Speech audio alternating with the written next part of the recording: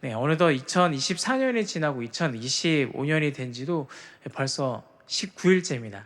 그 가운데 저희들이 오늘 이게 세 번째 주일을 맞이하고 있죠. 가지 않는 듯 하였지만 좀 뒤돌아보면 좀 휙 지나가 있는 것이 좀 시간인 것 같습니다. 우리는 하루를 보내고 또 다른 새로운 하루를 맞이하게 되죠. 그렇게 우리가 한 해를 보내고 한 해를 맞이하게 되기도 합니다. 하루하루 또 한 해 한 해는 계속되어지는데 그 가운데서 우리의 하루 또한 우리의 한 해의 끝을 보면 다 끝이 있다라는 것을 보게 되죠. 그 가운데 우리가 여러 사역들도 맡아서 하게 되는데요. 그 모든 사역들도 이어지는가 하면 또한 끝이 있는 것을 보게 되죠.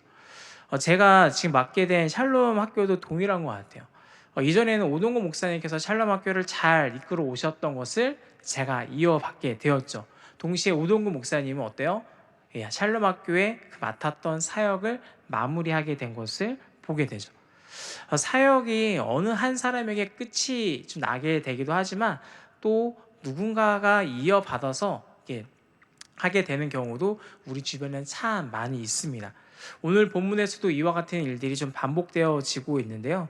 오늘 본문의 구조는 좀 간단합니다. 1절부터 6절까지의 내용은요, 요단 동편의 정복에 대한 기사입니다. 그리고 7절부터 24절까지의 말씀은 요단 서편에 대한 정복에 대한 기사죠. 정복의 내용보다는 정복한 땅과 그 땅의 왕의 이름들이 기록되어 있는 좀 본문입니다. 이 구조 속에서 하나님께서 우리들에게 맡기신 사명의 이어지는 모습과 끝이 있는 그 두 가지 모습을 살펴보고자 하는데요. 이것을 통하여서 우리들의 삶 가운데 우리가 어떤 모습과 마음을 가져야 되는지를 살펴보고자 합니다. 첫 번째입니다. 사명은 이어집니다. 사명은 이어집니다. 우리 6절의 말씀인데요. 6절 말씀을 같이 한번 읽어볼까요? 여호와의 종 모세와 이스라엘 자손이 그들을 치고 여호와의 종 모세가 그 땅을 루벤 사람과 갓 사람과 므낫세 반 지파에게 기업으로 주었더라. 아멘. 여기서 보면 좀 이렇게 기업으로 준 사람이 나오죠. 이렇게 루벤 지파, 갓 지파, 므낫세 반 지파에게 요단 동편의 땅을 이렇게 분배해 준 사람이 나오는데 바로 여호와의 종 모세입니다. 저희들이 모세 잘 알고 있죠. 히브리인으로 태어났고 이집트의 왕자로 자라났습니다. 그 가운데 광야에서 긴 시내간을 보낸 것도 알고 있죠. 그러다가 하나님께서 부르셔서 다시 이스라엘 사람들을 가나안 땅으로 인도해내는 그 모습들, 저희들이 이렇게 잘 알고 있는 말씀인데요. 모세는 이 하나님의 사명, 바로 이스라엘 민족을 가나안 땅으로 이주시키는 것, 그 땅을 정복하는 것, 이 사명을 받아서 아주 훌륭하게 감당하였습니다. 그러나 7절 말씀을 보면 요단 2편 곧 서편을 이스라엘 지파들에게 구분에 따라 소유로 준 사람은 모세가 아니죠. 바로 여호수아입니다. 모세는 하나님께 받은 사명을 끝까지 완수하지는 못했습니다. 여러분, 그렇다고 우리가 모세가 실패한 사람이라고 생각할 수 있을까요? 모세가 가나안 정복을 다 마치지 못하였는데, 그래서 그의 사명이 여호수아에게 이어지는데 그는 실패한 사람이었을까요? 우리 내일교회를 한번 돌아볼까요? 우리 내일교회 과거 원로 목사님에 의해서 개척이 되었죠. 지금은 우리 이관희 목사님에 의해서 교회가 잘 성장하고 있는 것을 경험하게 됩니다. 이후에 또 하나님께서는 또 다른 목사님을 세우셔서 우리 내일교회를 이끌어가게 하실 거예요. 각 목사님들마다 맡겨진 사명이 있습니다. 그런데 그 사명의 끝이 났지만 내일교회를 이끌어가는 것은 또 다른 거죠. 모세의 사명은 가나안 땅 동편까지 정복하는 것을 끝났지만 가나안 땅을 정복하는 그 사명은 끝이 나지 않은 것을 보게 됩니다. 이것이 가나안 정복뿐만 아니라 우리 내일교회뿐만 아니라 우리들이 접하는 우리 부서, 우리 기관, 우리 가정, 우리의 사업자, 대한민국의 부흥과 성장, 세계 선교, 많은 부분에 있어서 이루 말할 수 없는 부분에서 사명은 이어져 왔고 이어져 갈 것입니다.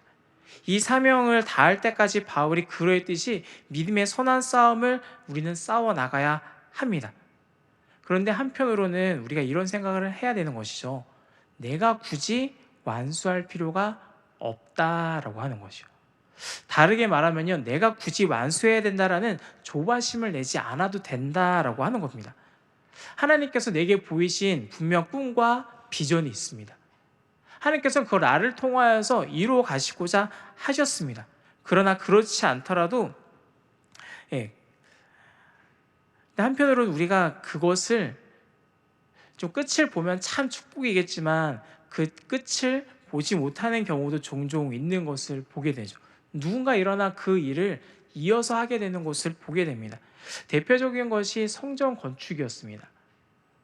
다윗이 성전 건축에 대한 큰 정말 아름다운 꿈을 갖게 되었죠. 그러나 하나님께서 이것을 원하지 않으셨죠. 어떻게 하였나요? 그의 아들 솔로몬이 지었습니다. 그럼 그 가운데 다윗 한 일은 무엇이었어요? 내가 완수하지 못하지만 성전 건축을 위한 여러 가지 금과 은과 값비싼 것들을 막 모읍니다. 근데 완수는 누가 하는 거예요? 솔로몬이 하는 거예요. 다윗에게는 성전 건축이 자신의 사명이었어요. 그러나 자신이 완수하는 사명은 아니었던 거죠. 내가 사명을 완수해야 된다는 조바심에서 벗어나게 되면요, 우리는 그 사명에 대하여서 자유함을 얻게 됩니다. 이 자유함이 내 손에서 완전히 놓는다, 내가 그 일에 대해서 완전히 손을 뗀다, 아무것도 안 한다, 이것이 아닙니다. 자유함을 얻는다는 것은 이런 거죠. 하나님이 하나님의 일을 이루신다면 내가 굳이 지금 이 모든 것을 이루고자 불법을 행하거나 하나님께서 원하지 않는 행동들을 하지 않게 되는 거. 그 가운데 다른 사람의 모습을 보는 거예요. 왜 저 사람은 저렇게 하지? 왜 내가 원하는 모습대로, 내가 그리던 그림대로 하지 않지? 이것을 보면 다른 사람들을 정죄하거나 다른 사람들을 보면서 막 이해하지 못해서 막 울분이 솟아나는 그런 마음을 품지 않게 되는 겁니다. 도리어 여유를 갖고 기다리는 거죠. 누군가를 보면서 그를 기다려주고 그를 도우며 함께하는 모습을 가져야 된다라고 하는 것입니다. 때로는 내가 원하는 모습과 다를 수 있어요. 전혀 다른 모습으로 진행될 수도 있습니다. 그런데 조바심이 나지 않는 거예요. 왜요? 사명을 내게 맡기신 그 하나님을 기억하기 때문이죠. 사명이 무엇인가요? 하나님께서 하나님의 일을 내게 맡기신 거죠. 내 일이 아닌 거죠. 하나님의 일인 겁니다. 여러분, 그렇다면 하나님의 일 누가 이루어 가시는 걸까요? 나를 통해서 이루어 가시지만 결국 하나님의 일은 하나님이 이루어 가시는 거죠. 내가 그렸던 그림이 있어요. 그런데 하나님이 그리신 그림대로, 하나님께서 원하신 그림대로 이루어 가는 것이 하나님의 일인 것이죠. 그래서 내 계획과 내 방식과 다를 수 있습니다. 내가 지금까지 해왔던 방식과 다를 수 있는 거예요. 하나님께서 지금까지 내게 주셨던 사명과 다를 수 있는 거죠. 그 가운데서 우리는 어떤 생각을 갖는 거예요? 도리어 기대하는 거예요. 하나님께서 저 사람을 통하여서는 어떻게 이루어 가실까? 하나님께서 저 사람에게 주신 비전은, 하나님께서 저 사람에게 그리게 하신 그림은 어떤 걸까? 하나님께서 저 사람에게 주신 달란트는 어떤 것일까? 하나님께서 저 사람에게 이끌어 가게 하시는 그 모습은 어떤 것일까? 우리는 도리어 기대할 수 있게 되는 거죠. 그래서 더욱더 바라보게 되는 거예요. 하나님의 그림은 어떤 것인지를 바라보면서요. 여기 좀 앉아 계신 분들 중에는 좀 적지 않은 분들이 이제는 일선에서 좀 물러나신 분들이 좀 있는 것 같습니다. 또는 일선에서 뛰는 시기가 이제는 정말 끝을 향해서 달려가는 분들도 종종 있는 것을 보게 됩니다. 사명은 이어지는 거예요. 나에서 끝이 날 수도 있지만 내가 하던 사명을 바톤을 넘겨줄 때도 있는 거죠. 그래서 조바심을 내지 않을 수 있는 겁니다. 하나님이 다른 사람을 통하여서 또 다른 모습으로 이루어 가시기 때문입니다. 이 조바심이 나고 그래서 애가 탈 수 있지만 우리는 하나님이 이루실 그 모습을 기대해야 하는 겁니다. 두 번째입니다. 사명에는 끝이 있습니다. 사명에는 끝이 있습니다. 이스라엘의 가나안 정복은 긴 시간 이어졌죠. 오늘 본문은 정복한 왕들의 명단이 쭉 기록되어 있습니다. 그 명단 제일 끝에 보면 24절의 말씀이 있는데요. 24절의 말씀이 이렇게 기록되어 있습니다. 하나는 디르사 왕이라 모두 31 왕이었더라. 그 왕들이 쭉 나와 있죠. 그 왕들이 31명인 것이었습니다. 그것은 무슨 말을 한 걸까요? 이스라엘 사람들이 31명의 왕들과 계속해서 싸워왔다라고 하는 겁니다. 이스라엘은 정말 수많은 대적들과 수많은 치열한 싸움을 벌여왔습니다. 정말 끝없이 펼쳐지는 것 같았어요. 하루하루가 정말 고된 싸움의 연속이었습니다. 수많은 피가 대지를 적셨습니다. 고함과 비명소리가 곳곳에서 막 이어졌습니다. 그렇게 하루의 싸움이 끝나면서 조금씩 땅은 점령되어져 가는 거죠. 그러다 결국 정복 전쟁이 마무리됩니다. 아직 각 지파별로 온전한 정복이 필요하지만 12지파가 힘을 하나로 합하여서 가나안 땅을 정복했던 사업은요, 이제 끝이 난 거예요. 여호수아에게 맡겨졌던 그 사명, 가나안 땅을 정복하는 이 사명은요, 지금 끝난 거예요. 우리에게 주어진 사명은 바로 이렇게 영원토록 이어지는 것이 아닙니다. 언젠가는 끝이 있는 겁니다. 우리 디모데후서 4장 6절과 7절의 말씀인데요, 같이 한번 읽어볼까요? 전제와 같이 내가 벌써 부어지고 나의 떠날 시각이 가까웠도다. 나는 선한 싸움을 싸우고 나의 달려갈 길을 마치고 믿음을 지켰으니 아멘. 바울이 여기서 말하고 있는 싸움은 어떤 것이었나요? 로마 제국 전역을 돌아다니면서 복음을 전한 것이었죠. 그는 쉼없이 그의 싸움을 싸웠습니다. 멈추지 않고 달려나갔어요. 그럼 그가 한 말이 나의 떠날 시각이 가까웠도다라고 하는 겁니다.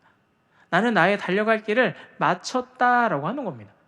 하나님께서 내게 주신 그 사명의 끝에 다다랐다라고 하는 거예요. 근데 그 끝에서 바울은 무엇이라고 얘기하냐면요, 8절에 있는데요, 우리 8절의 말씀 같이 한번 읽어볼까요?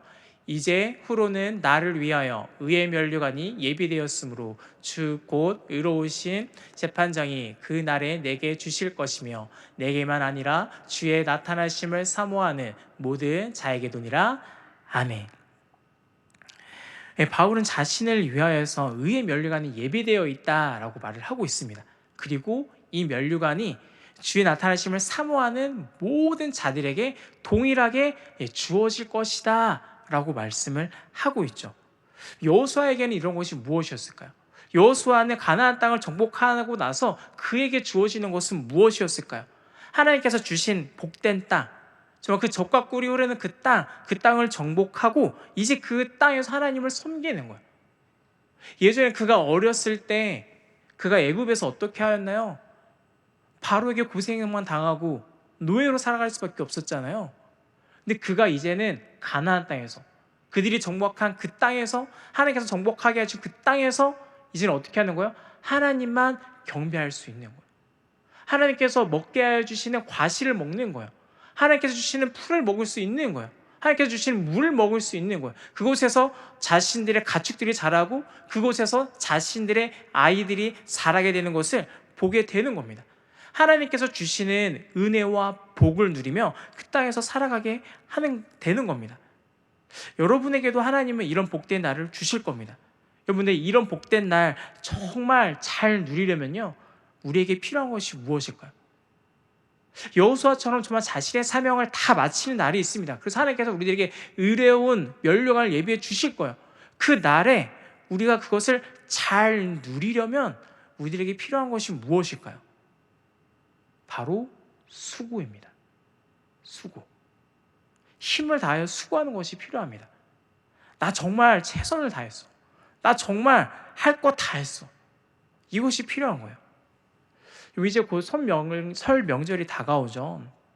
우리 여성 성도님들은 좀 이렇게 아시겠죠? 젊었을 때 전 많이 붙이셨죠. 저희 어머니도 저 어렸을 때 생각해 보면 이렇게 명절을 하면 딱 떠오르는 것이 이 그림이었던 것 같아요. 아침을 차려 주십니다. 이제 상에 나가요. 설거지를 하십니다. 뭐 준비하시는 거예요? 간식 준비하시더라고요. 부침개 굽고 이렇게 하면서 이렇게 간식을 내주세요. 그러면 또 저는 또 이렇게 할아버지 할머니 또 우리 이렇게 고모들이랑 같이 모여서 막 먹습니다. 상에 나가요. 뭐 준비하세요? 점심 준비하시는 거예요. 그럼 이거를 이렇게 막 먹고 다 같이 나갔어요. 뭐 준비하시는 거예요? 또 간식 준비하시는 거예요. 간식을 치우면 또 뭐 준비하세요? 저녁 준비 이렇게 다 하고 딱 나갔어요. 설거지하고 뭐 준비해요? 또 간식 준비하시는 거예요. 이게 2박 3일 동안 계속해서 이루어지더라고요. 우리 여성 성도님들에게 한번 여러분 그때 참 고생 많이 하셨죠? 허리 참 많이 아프시고, 예, 무릎도 아프고, 예, 팔도 아프고 막 그랬는데 여러분 어때요? 그래도 내 새끼 잘 먹는 모습 보면 어때요? 기쁘지 않으셨어요? 아닌가 봐요. 정말 이렇게 수고로운 건 맞아요. 제가 보다 수고롭더라고요. 지금 어렸을 때는 몰랐는데 지금 보니까 너무 힘들었을 것 같아요. 그런데 그 수고 끝에는 이 마음을 있는 것 같아요. 그래도 내 자녀, 내 아들, 딸 잘 먹었다. 이건 분명히 있는 것 같아요. 여러분 근데 한번 요즘에 시대가 좀 변했잖아요. 그래서 명절은 잘 안 하잖아요. 옆집에서 누가 이렇게 동그랑땡 붙인 걸 주는 거예요. 뭐 이것을 가지고 그냥 나눠 먹습니다. 그러면 맛있죠. 남이 해주는 게 더 맛있잖아요. 그쵸? 아니신가 봐요. 남이 해주는 게 더 맛있어요. 여러분 근데 그때 너무나 맛있기는 한데 보람은 없는 것 같아요. 그쵸? 편해서 좋은데 맛있기는 한데 내가 수고했다라는 그 보람은 없는 것이죠. 우리 하나님께 받은 사명이 있습니다. 그 사명에 우리가 힘을 다하지 않아요? 뭐 그럴 수도 있어요. 우리 그 상태로 하나님 나라에 들어갈 수도 있습니다. 하나님께서 너는 왜 힘들게 일하지 아니하였냐 하면서 이렇게 막 번개를 막 내려치고 막 들끓는 가마솥에 우리 막 쳐놓고 막 그러실까요? 우리 사랑이 많으신 하나님은 그래도 잘하였다, 수고하였다 우리를 안아주실 거예요. 그런데 그때 우리의 마음에 안 하는 큰 보람이 있다. 이 마음은 덜할 것 같아요. 내가 정말 입에 단내가 날 때까지, 피비린내가 날 때까지 수고하지 않았다라고 하면요, 나는 정말 수고했어라는 이 보람은 우리가 누릴 수 없는 거죠. 그 정말 치열한 삶 가운데 하나님께서 나의 인생을 책임져 주시고 나를 인도해 주셨다라는 그 간증은 우리가 하나님 앞에, 주님 앞에 올려드릴 수는 없는 거예요. 하나님과 나만 아는 그 정말 그 끈적끈적한 그 뭉클한 이야기는요, 우리가 가질 수는 없는 겁니다. 그러나 힘에 겹도록 고생하면, 정말 열심히 땀을 흘리면 주님을 뵙는 그 날이, 주님 앞에 서는 그 날이 너무나 기대가 되는 거예요. 너무나 기다려지는 거예요. 그 날이 너무 좋은 거예요. 하나님께서 나를 안아주실 날, 하나님께서 나에게 칭찬해 주실 날, 너 정말 잘했다. 내가 너를 위해서 준비한 이 면류관을 자 이제 받아봐. 내가 너를 위해 준비한 이 집에 이제 영원토록 살도록 해 라고 했을 때 그 마음이 우리에게 너무나 즐거움으로 다가올 수밖에 없는 거죠. 몇몇 성도님들이 이렇게 얘기하실 수도 있을 것 같아요. 목사님, 제 나이가 이제 몇인 줄 아십니까? 잘 모르죠. 지금 여러분 제 눈에만 봐도 한 100여 분이 앉아 계시는 것 같은데 제가 여러분의 나이 어떻게 다 알겠어요. 확실한 건 여러분이 분명 고생은 하셨다라는 것, 여러분이 이제 많은 분들은 저 이제 쉬고 싶어요 이런 말씀을 하고 싶다라는 것, 예, 그것은 잘 알 것 같기는 합니다. 아마 많은 분들이 생각하실 거예요. 저 과거처럼 이제 열심히 서서 일하지 못해요. 저 예전처럼 막 열심히 뛰어다니지 못해요. 저 이제 좀 쉼이 필요합니다. 이렇게 얘기하실 분들이 분명 있어요. 저도 그런 것들을 부정하는 것은 아닙니다. 근데 제가 그동안 살아오면서 본 것 중에 하나는 이거예요. 일을 안 한다? 그러면 급격히 늙어간다라고 하는 거예요. 우리 교회에서 어르신들을 보니까 그렇게 되더라고요. 여기저기 아파도 막 이렇게 무릎이 쑤시고 막 이렇게 허리가 아파도 일하실 때가 좀 더 건강하시더라고요. 그래서 여러분 주변에 종종 말씀하지 않으세요? 막 농사일에 정말 바쁘신 분들, 여러 가지 일들에 정말 바쁘신 분들, 이제 좀 쉬어야 될 것 같아. 맞아요. 쉬는데 너무 쉬지는 마. 조금은 일하세요. 그냥 밭에 그냥 텃밭 정도만 가꾸세요. 그렇죠? 완전 쉬라는 게 아니라 조금은 일하세요. 그것도 안 돼서 그러면 조금이라도 밖에 나가서 걸으세요. 그렇죠? 건강을 위해서 조금이라도 몸을 움직이세요. 이 이야기를 하는 거예요. 그것마저 안 하면 몸이 정말 계속해서 쇠락해 가는 것을 보기 때문이죠. 지금 이 시간 여러분에게 말씀드리고자 하는 것이 바로 이런 거예요. 여러분의 분명 힘이 필요합니다. 예전처럼 일할 수 없는 몸의 상태가 되어가고 있는 것을 보게 됩니다.